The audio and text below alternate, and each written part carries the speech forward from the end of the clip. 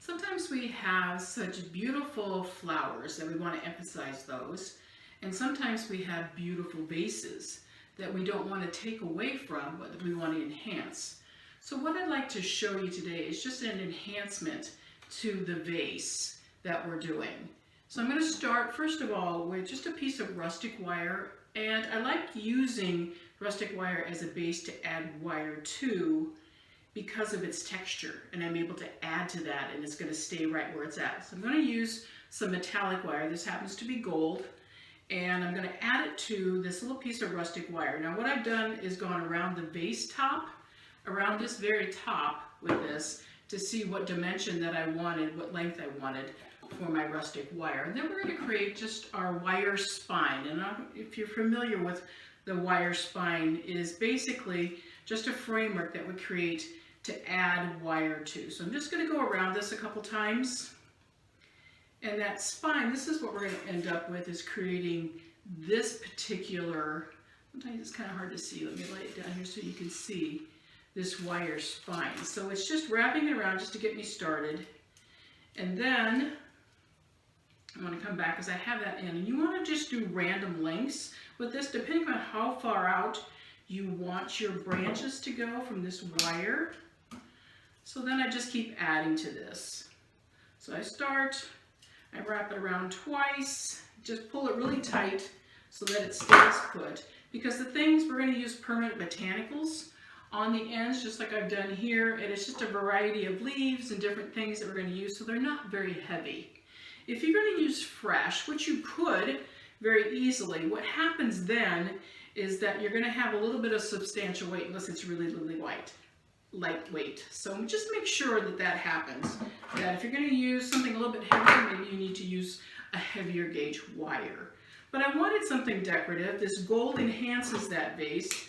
And the metallic wire, what it does is then enhances that color, and it pulls out the color of the vase. So as you can see, I'm just working my way down, continuing this, pulling it all forward, and eventually I want to pull it all to one side so that I end up with this. So that then you can see that I've got this spine created that we're going to add to. So I'm going to take the vase that we're going to add this to and just wrap this around. And then using just a needle nose plier, I want to tighten this so that it adds to this. So tighten it up, creating my structure. And it's not really an armature because it's not really supporting flowers. It is really just an accent technique that we're doing. So it enhances the vase and it enhances our design. So once I have that attached, you can see that our wires are just pretty random, but I'm also just going to, just to make sure it's going to stay up there, I'm going to take a couple wires across the very top and just tie them off. So just give them a good twist. And you could do this to any beautiful vase in any color palette that you wanted to. And one more time, bringing that up around, so then that makes sure that it's secure on the top and that it's not going to go anywhere. So then I want to spread these all out. And again, you should have planned ahead of time the lengths that you want these at. Then I'm going to just take a little bit of Oasis adhesive, and the trick to this would be to put a little bit of glue on the back of your leaves that you want to use and just let it get a little tacky. So count to like 10 or whatever you want to do, just to give it that time frame to get a little tacky. Just let them set for a second,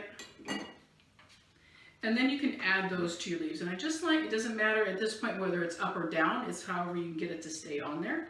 And if it becomes tacky, then it should hold it without any problem, because then you can manipulate it after they're dry. So if you feel like it generally stays pretty well. And again, thinking of the rule of thumb that if I put it on one side, put it on the opposite side, so that we have those balances. We have that texture balance and the color balance. And that physical balance also helps. And then also just that visual balance.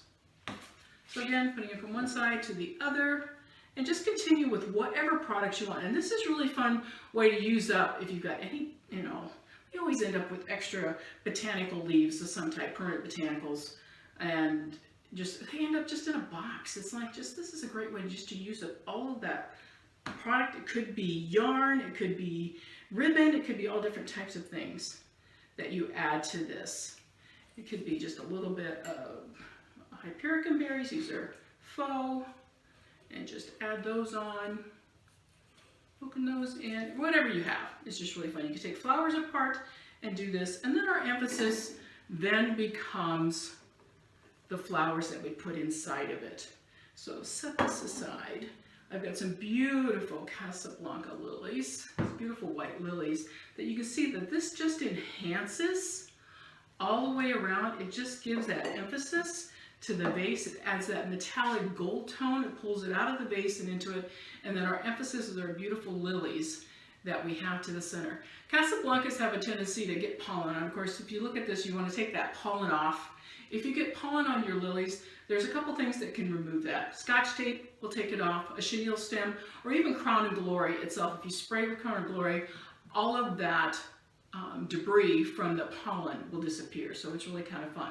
But again, just taking a simple vase, beautiful vase, and just adding an enhancement to that gives us the ability then to create a beautiful design that's fast and easy. This could be done way time ahead for any holiday if you wanted to, but it emphasizes that beautiful bloom that you want to put into the very top.